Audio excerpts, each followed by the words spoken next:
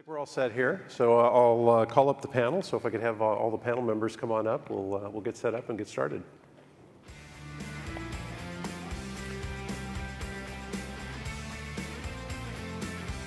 So you get the next one there, Robert. Brian, you're right here. How you doing? You at the end there? You got the third one.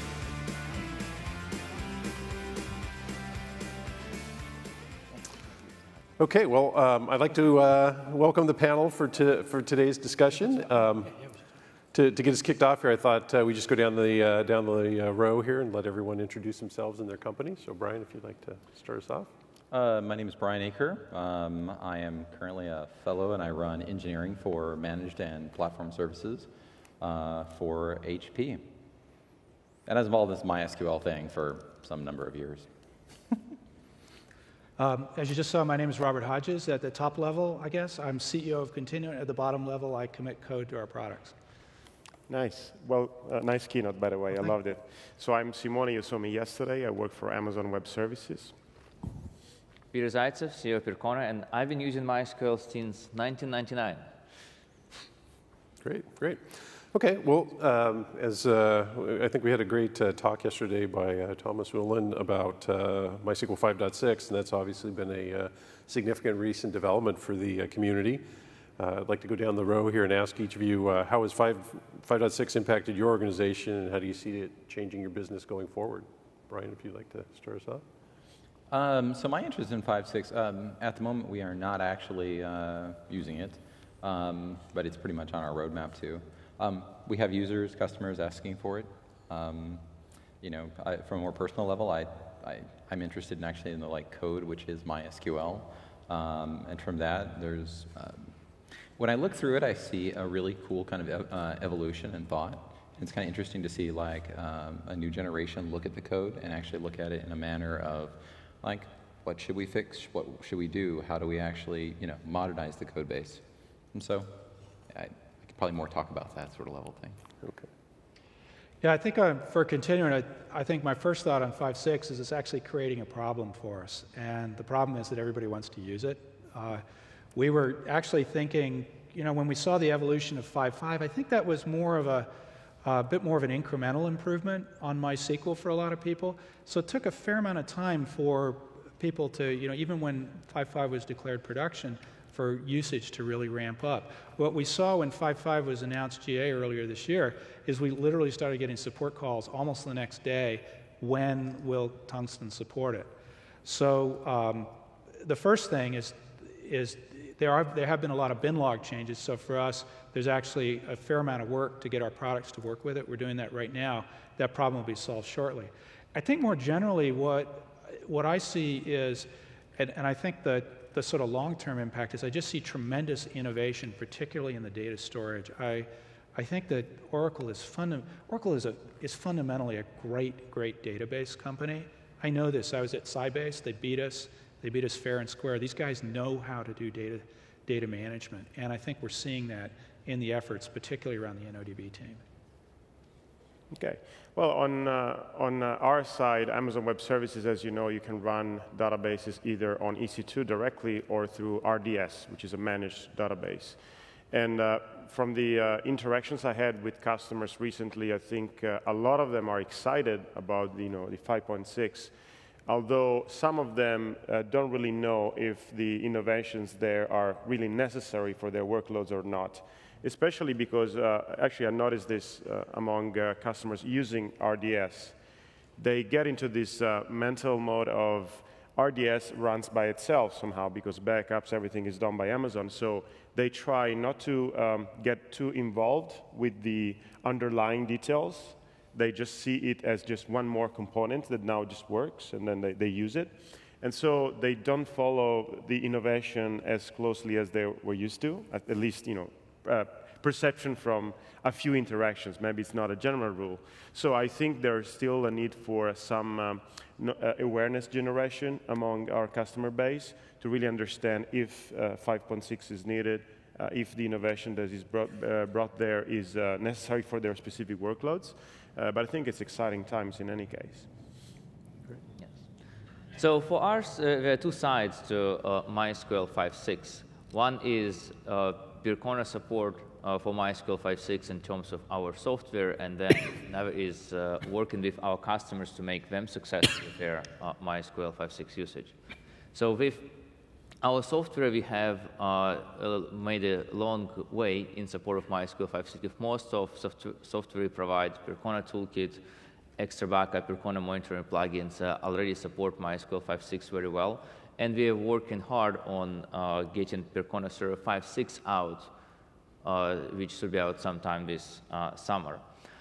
In terms of a general customer use, I think we are starting with a new, with about 2-year refresh cycle of MySQL, right? If you look at the history with 5.1, 5.5, 5.6, we have seen releases come out about every 2 years, and I think that's something that a lot of users got used to.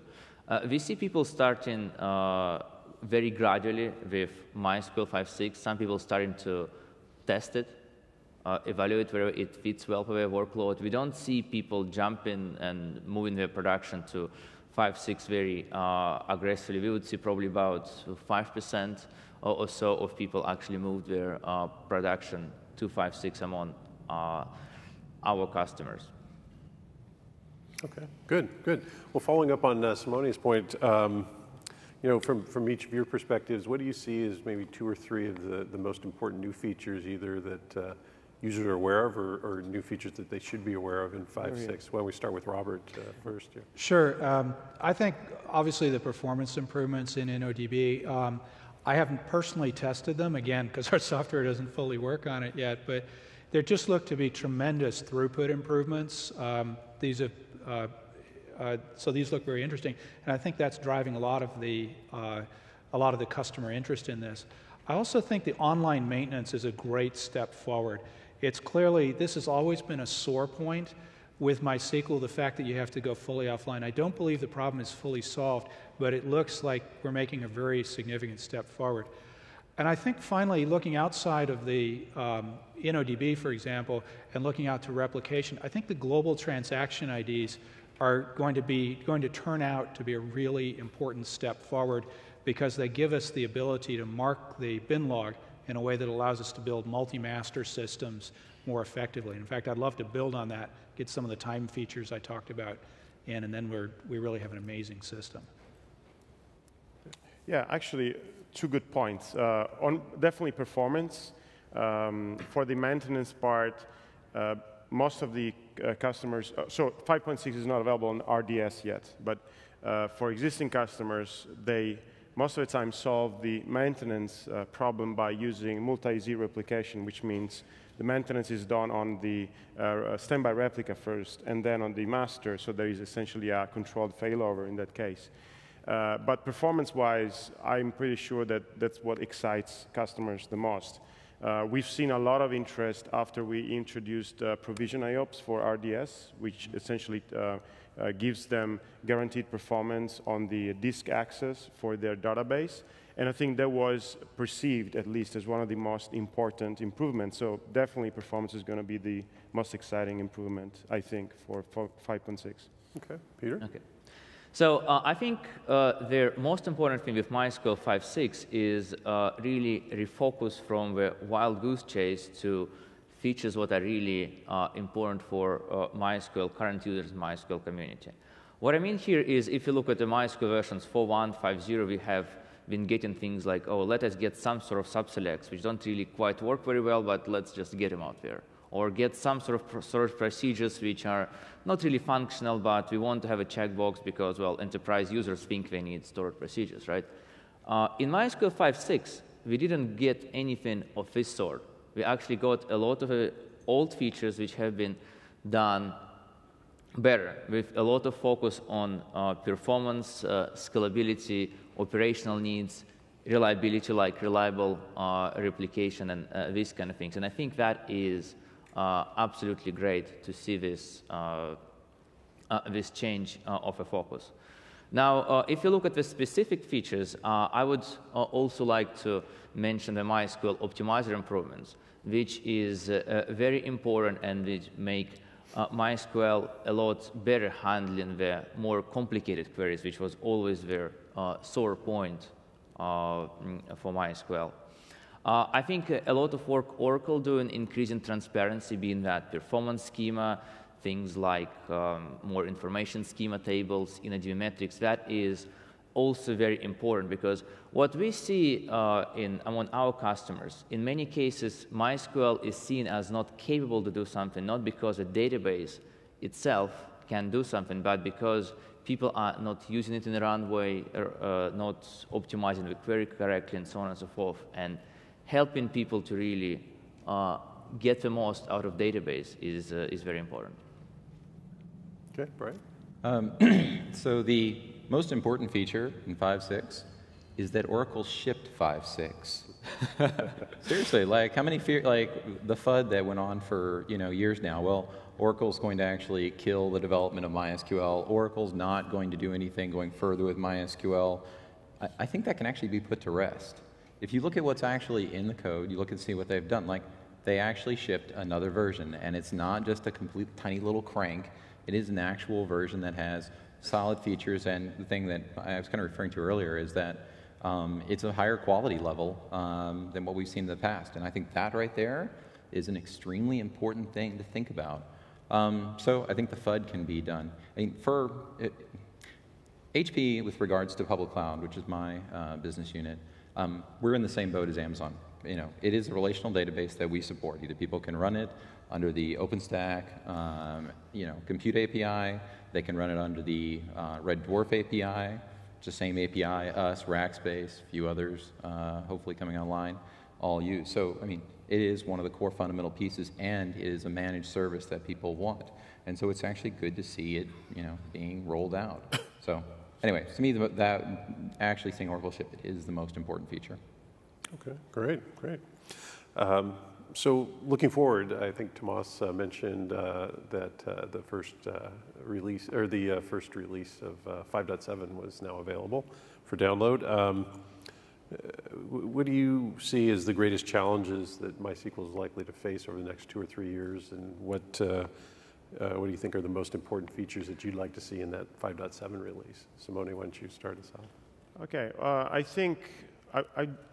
think of a challenge actually as an opportunity in this case, because I think what you mentioned in your keynote, there is a strong trend towards managed databases in the cloud. And I actually liked your definition of database as a service, which is a very neat and clear way to define somehow the next type of service that customers are interested into.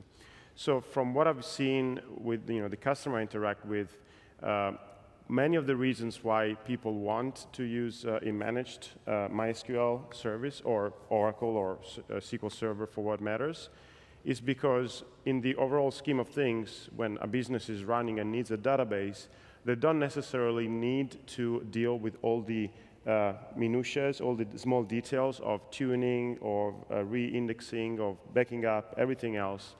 So somehow, a lot of people in an organization want to look at those components as something that it should be as simple as possible to manage. And of course, simplicity doesn't mean that I can accept low performance or backups that are not consistent or those kind of things. I want reliability, I want availability, high availability possibly.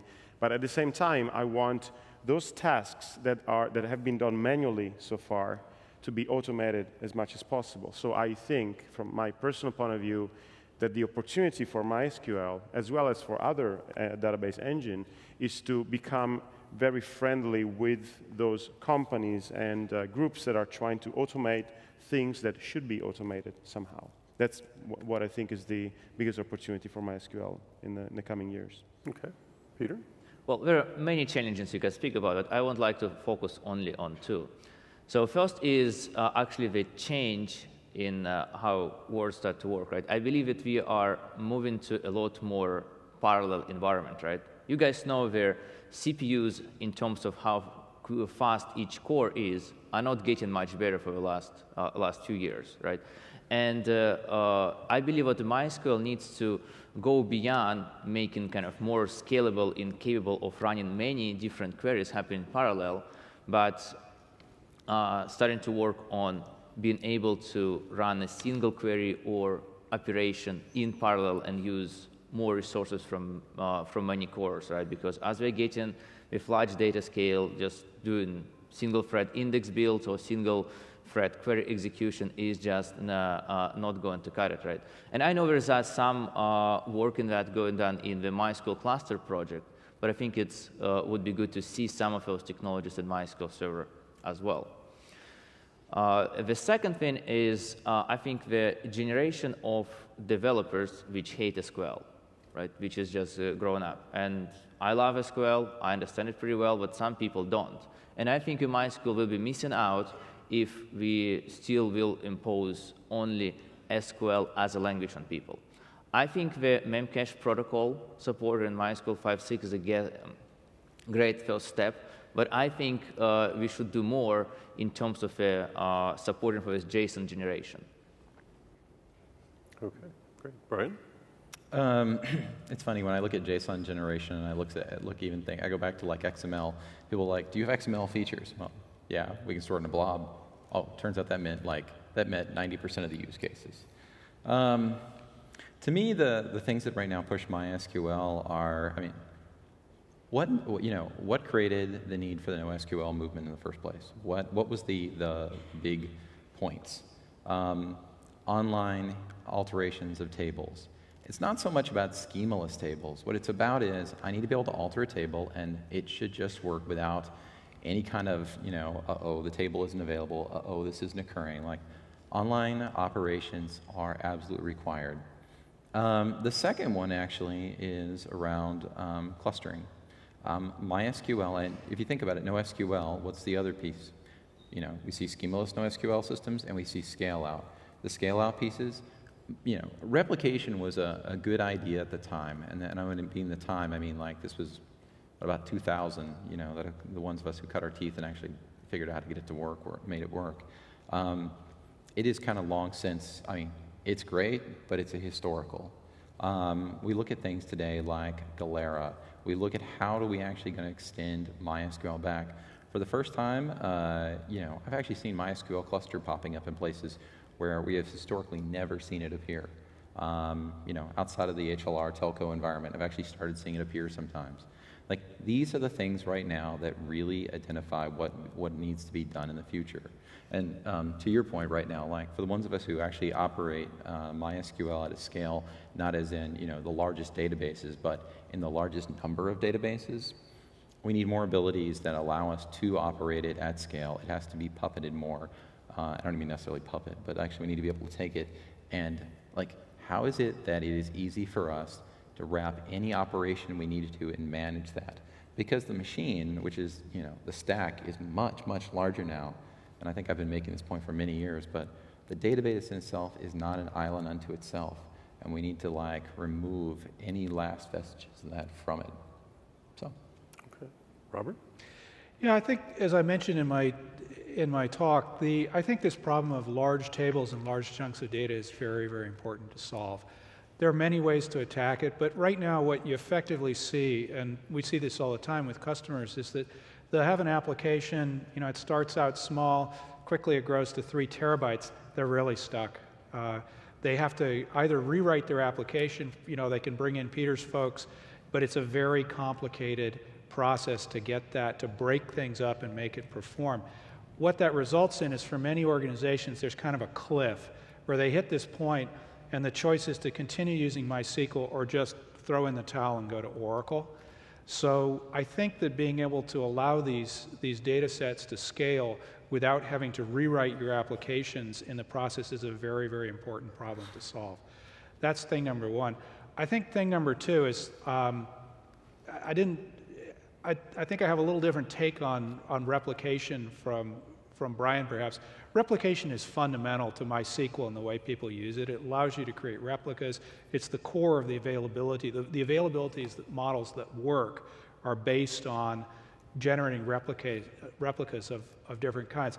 I think it's really important for MySQL to continue the level of innovation in this area that we're seeing right now this year. Just a simple example is synchronous replication. This is turning out to be increasingly important in a lot of systems.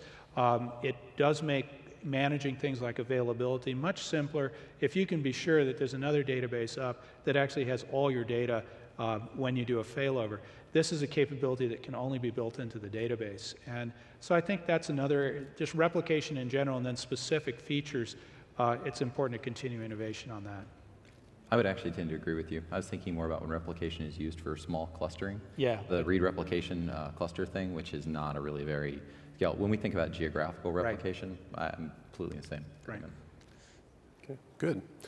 Great, so we'll move a little bit away from MySQL 5.6 specifically and generally to MySQL in the cloud. Peter, why don't you start us off with this one? What do you see as the greatest barriers to further growth of MySQL in the cloud, and how will those barriers be addressed by Percona or by others?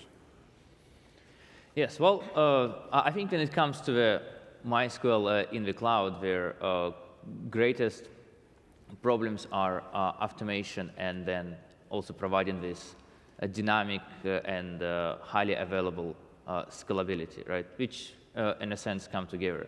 And I think this is something which has to be solved not by a single company, but the community as a whole. There is innovation have to come from a lot of different angles. From our side, from Percona, we've been working a lot on providing various recipes and tools to make MySQL more usable in the cloud for a number of our customers and releasing those as an open source. We believe another very important component from our side is the Percona XRB cluster, which includes their Galera technology, very packaged and easy to use, which solves a lot of those problems of dynamic scalability and automatic provisioning in the cloud on medium scale. And Percona Extra Backup, I think that is another very important tool which helps with automatic provisioning, both with Galera technology as well as MySQL replication in the cloud. That is what Percona does. At the same time, I think it's very important for us at Percona and for many of you to continue working with other parties so we can really achieve synergy together to the maximum extent possible. Okay, Brian, how about HP? What's your view from HP and what we can expect from you? As far as like MySQL, it's kind of getting lost in my thought about this. The biggest hurdle to MySQL is there's a statement that they say that companies that are run by their founders grow as their founders grow. And so we look at Oracle, and Oracle becoming like a steward of MySQL in the late, in this current period. We have to see, where does Oracle understand the cloud, and also more importantly, like where Oracle actually understands how it has to engage with regards to open source communities. I mean, them coming here, that's actually a very good step. But and if we look at the problems with the distributions, that's where Oracle has misstepped and not understood how to work with, security groups outside of it. And from conversations I've had, it seems like they understand this, and this is a new world for them. So they have to figure out how to walk into that and actually, be concerned both from, like with security. You're always worried, if we provide a 0-day out, where does that 0-day go? Who ends up getting that information, and what damage can be done with it? I mean, with an OpenStack, there's a fairly good start for, large-based, how do we share our security concerns? I actually was raising this last night as far as like creating a new security group that is very specific towards MySQL for operators, the ones of us who are actually operating MySQL in the cloud. And it'd be interesting to see if an invitation from Oracle, how they would actually take that. So really right now, I think a lot of the growth issues has more to do with Oracle figuring out how to operate in a different manner. So. Okay. Robert? Yeah, I think so. To become successful in the cloud, I think that I'd like to echo the comment about automation. This is just critical. That is the nature of the cloud. This is a different programming model. When you're operating in a cloud, you don't spend a bunch of money and do the enterprise thing where you try to reduce the chance of failure to the smallest possible fraction that you can afford. In the cloud, if something goes bad, you throw it away and make another one. So it's a completely different model, and I think if you look how companies like Netflix are approaching it, they have things like Chaos Monkey, where they just assume stuff is going to fail. So you need to have availability models that tolerate that. For that, you need a lot of automation, and you also need the abilities to sort of set things up, manage them efficiently, kind of like the demo I was showing you, and also like the kind of things that Amazon is doing in RDS. I think that's thing number one. I think also that there needs to be some more work outside of MySQL, and I think that the cloud infrastructure, I think one of the biggest obstacles to running effectively in the cloud was the infrastructure. So one of the biggest step forwards in Amazon was provisioned IOPS. I think you mentioned it. It's a tremendous, I think we went from having systems that you couldn't really trust to having something that, yeah, I can put this database up and I can count on it actually operating at a certain level of meeting my SLAs and being there when my users need it. Yeah, I will mention something external just to prove my point. Think about Ducati motorbikes. I'm from Italy and I love motorbikes. Long time ago, 20 years ago, Ducati were beautiful, very noisy in a beautiful way, but they broke a lot. So if you were a Ducati owner, the joke in Italy was you would spend more time at the mechanic other than on the road. And then Ducati changed that. Now Ducatis are beautiful and they are very, let's say, durable somehow. They don't break a lot. I think the same thing goes for databases. You want a database that is as beautiful as a Ducati, but as reliable as like a Japanese motorbike. Because at the end of the day, even if you get better performance on a specific thing, but then you can't really rely on your high availability, you're not interested in that motorbike or in that database. So I think that for making MySQL even more successful in the cloud, this is a very important aspect. I think it should be rock solid when you run it in the cloud, and it should stand even the worst of downtime or failure if you architect accordingly. And second, we shouldn't forget that a lot of workloads are still currently on physical infrastructure, and a lot of people are asking for tools and mechanisms and fast data transfer speed to move those workloads to the cloud. And most of the time, they want a moment in between. They want to say, let me run this database in the cloud as a failover for my existing environment. That's the first step I want to do before I move everything maybe to the cloud later on. And if we think about Martin Mikos, the current CEO of Eucalyptus, he was the CEO of MySQL when it was bought by Sun Microsystems. So Eucalyptus is a set of APIs, in this case based on Amazon Web Services APIs. And I was chatting with him recently, and it was interesting to know that a lot of people that have, let's say, on-premises environments in which there are MySQL deployments, the first thing they want to do is being able to comfortably move things to the cloud, test things out, and then make sure that the environment is resilient and robust before anything else. So robustness, I think, is a very, very important feature that you want in a beautiful Ducati. So it should be beautiful. It should be also very resilient. To be successful in the cloud, that's what MySQL should aim at, I think. Okay, good. So Brian, kind of following along on that point, what do you think is the greatest misperception about MySQL in the cloud? Oh, actually from an operational, or I should say people selecting the database, I too frequently run into people who are like, oh, we have big data, or we have something of X, Y, and Z size, and their data is not big data. How many times I run across somebody who's built out like a 12-node Hadoop cluster, and I look at it and go, yeah, you could just format all that and take one box, install MySQL, and it's going to run just as fine. The misconception of like who needs what is rampant, and that is something that's a little annoying to actually watch, because people will like complicate their architectures just because whatever they read on Reddit today was like, look, it's the top of Reddit, let's go use it. So that's definitely a problem. So just misconceptions around like what MySQL can handle, sizing, and just anyway, that'd be mine. Okay, Robert? Yeah, I think the biggest misconception is probably not so much MySQL, but the cloud itself, and that is that Amazon is the cloud and that the cloud is the only place to operate systems. And neither of those is a true statement. So in the numbers that I showed in the graph, what's kind of striking is, I know you guys don't publish the numbers of VMs in Amazon, but let's say it's 1 million. In those Gartner numbers, we're talking anywhere from 30 to 70 million virtual instances. Amazon is actually a tiny fraction of this, even though we know it will grow greatly. So you need to be thinking in terms of models that work not just in Amazon, but in other cloud environments like OpenStack. Moreover, they transfer easily and work simultaneously in on-premise environments.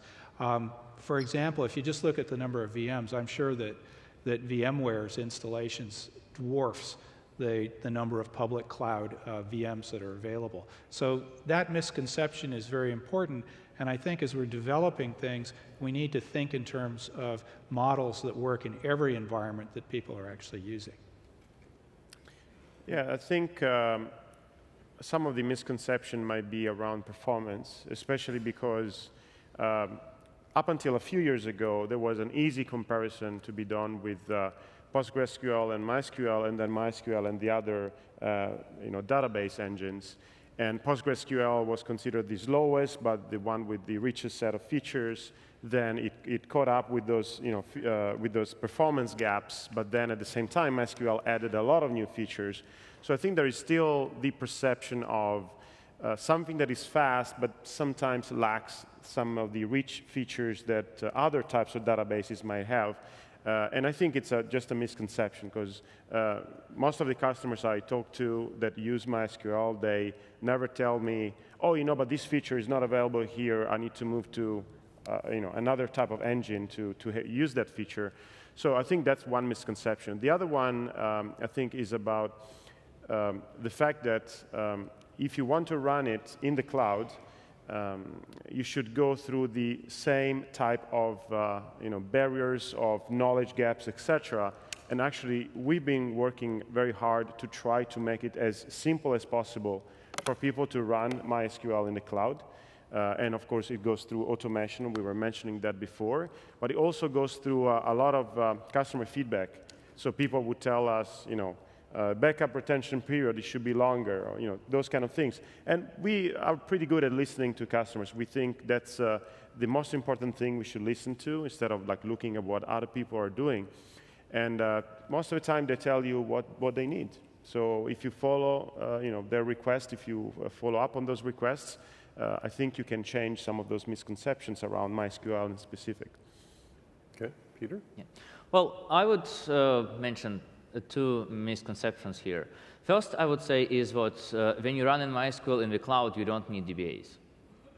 That, I think, is a big misconception. And I've seen a lot of problems with people just using database as a service, right? And then having problems with systems which don't scale, or systems deployed in a way so they don't really handle their failures, right? And my point here is indeed they're running MySQL, especially as database in a service in the cloud, reduces, but it doesn't eliminate needs for DBA. And I think that is the great segue and opportunity for having some part-time contractor services, wherever it's remote DBA or something else.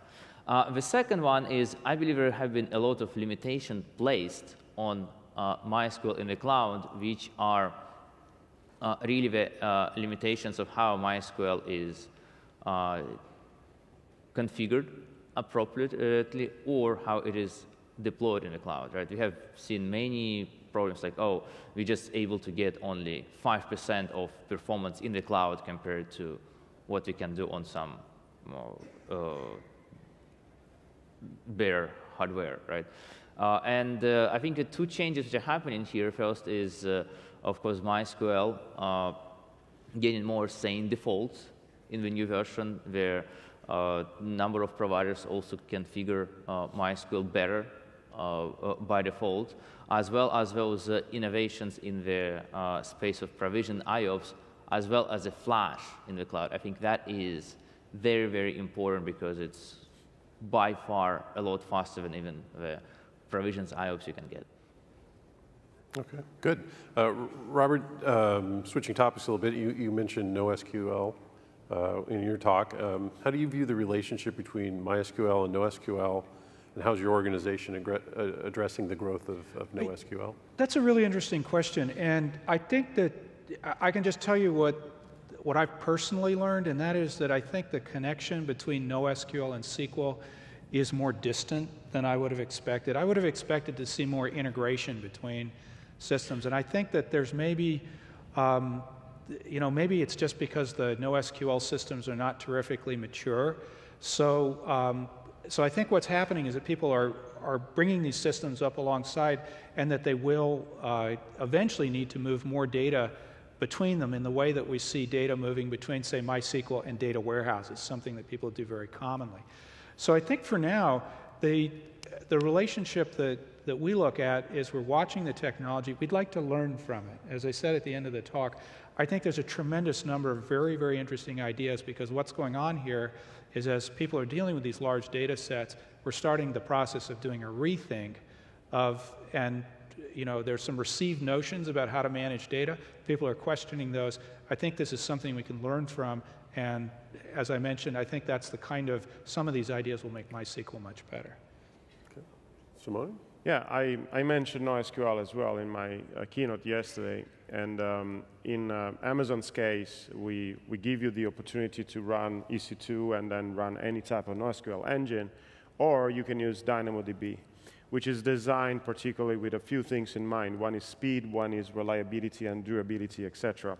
I think I almost agree with you on the fact that there's still not a lot of integration between those two worlds, but I think the gap is getting closer, because a lot of customers that get to a point where MySQL is not scalable properly, or it would be too expensive to run everything on MySQL, they usually turn to DynamoDB or another NoSQL engine, and they think, could I have a hybrid data model in which, for example, the big table, the table number 3 in your graph, which takes like 2/3 of the entire data set, can be run as a key value store in DynamoDB and then ease or offset the workload of the rest of MySQL fleet. So I see those kind of situations much more often. I think there is a need for some knowledge and maturity in how people can design those systems together. And I think this is actually a good opportunity for MySQL, for the community of MySQL, to not to say we want to give away workloads to other engines, but to say, what can we do to help those customers that have that specific need, which in some cases it should be moved to NoSQL databases. It depends on the workload, of course. But in other cases, maybe there is a gap of knowledge in which the customer doesn't know how to, for example, tune or tweak the database in a proper way. In the case of RDS, we automate everything, and since we're doing it at a very large scale, we can afford a lot of very smart people that can finely tune MySQL on RDS. But in some cases, if you want to run a hybrid environment, maybe you want to run specific types of database engines, for example, MongoDB or Redis, OpenRedis, etc. In those cases, you might still need a lot of knowledge to run those things properly, even if it helps that you can automate other parts related to your, let's say, your hardware layer or your infrastructure layer, if you run it in the cloud. But though with DynamoDB, what's actually storing the metadata at the heart of DynamoDB? Sorry? What is actually storing the data? What is storing actually data at the heart of DynamoDB, like the metadata? What database is used? Well, a lot of customers use DynamoDB for that. For example, no, what I mean though is, what does DynamoDB run on top of? Like, what's its metadata? It's a custom engine, and we don't disclose the technology that we're using for that. But But since I don't work there, it's MySQL, by the way. That. Sorry, this is one of those things. It's always funny. Well, DynamoDB, but isn't the metadata actually stored in MySQL? Ah, that's right. Well, we don't disclose how we developed DynamoDB, so we cannot share details about that, unfortunately. Okay, Peter? Yes. Well, what I think is interesting with NoSQL and SQL is if you look at a lot of hype out there, it is a lot of case made, hey, well, somebody has moved from MySQL to some NoSQL engine.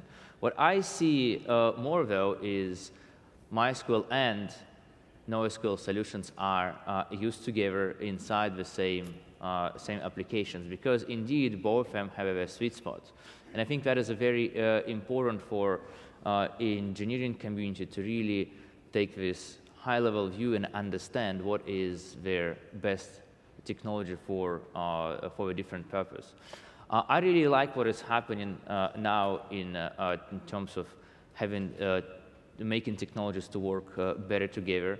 We can see Oracle releasing their MySQL connector for Hadoop just the other day, or you guys at Continuent have a replication technology from MySQL to MongoDB. These are great. I mean, among as many other things I mentioned, like framework support, which allow us to develop application to have some portion of our data model in NoSQL engine and some in MySQL.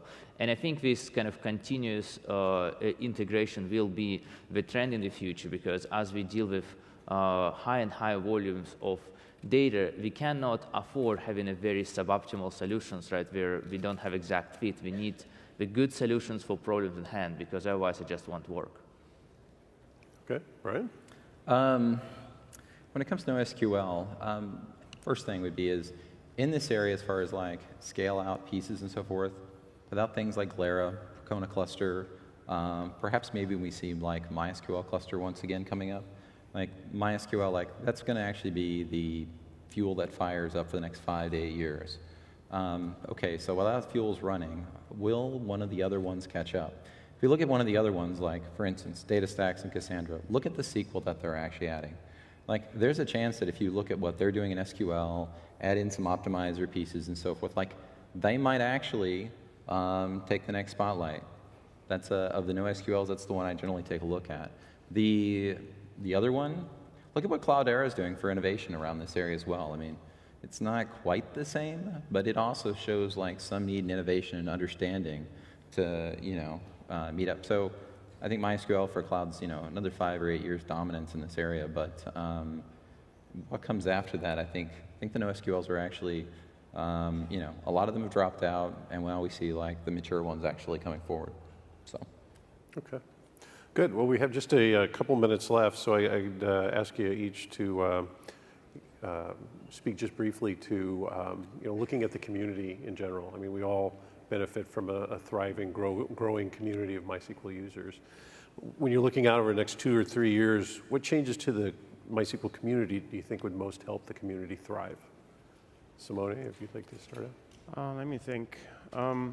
Definitely what I always see as is the lack of enough knowledge or easy tools to learn how to do stuff. So I think it will be useful to improve the way that people learn how to not just launch one MySQL instance, but do more complicated things like, for example, using it across regions, doing replicas, etc. And on the other hand, I think automation is also going to help along the way, because some of those things will be automated, hopefully. Some of them are already automated. So the process will be easier, I think, and at the same time, it will be very nice if learning how to do stuff, how to make systems resilient or make them perform better would be an easier thing to learn. Okay. Peter? Yeah. So speaking about MySQL community, I would like to talk about MySQL community, not technology part, right?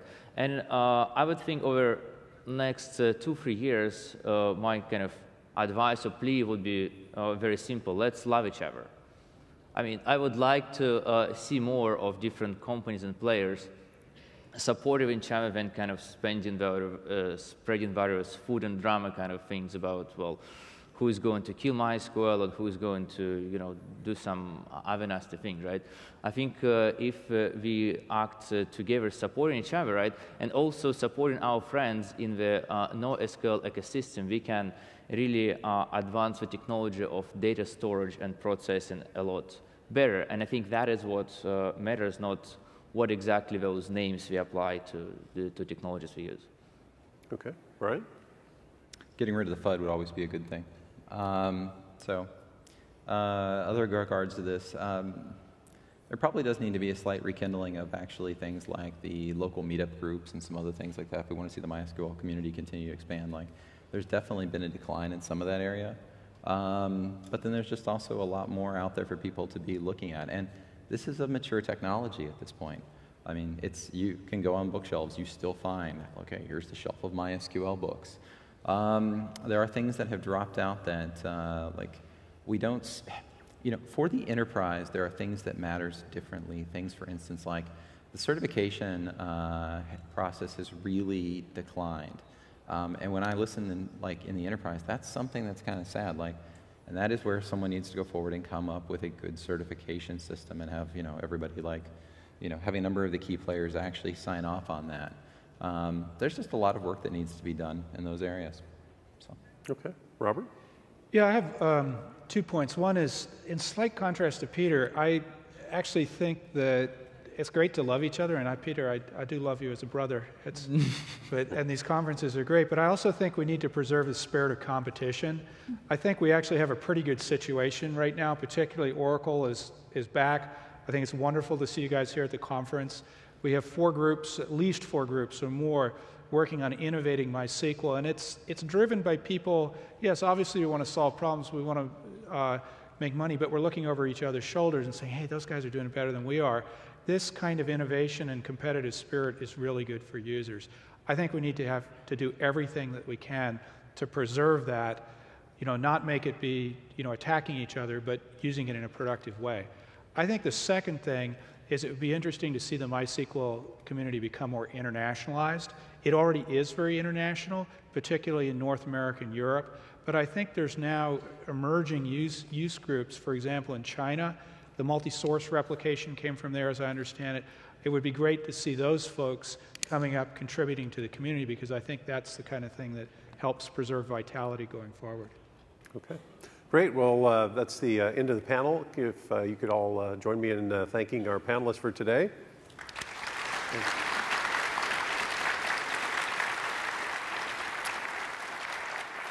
And the break will start in the exhibit hall right now. Just a reminder, the breakout sessions begin at 11:10 this morning. Hope you all have a good day. Thank you.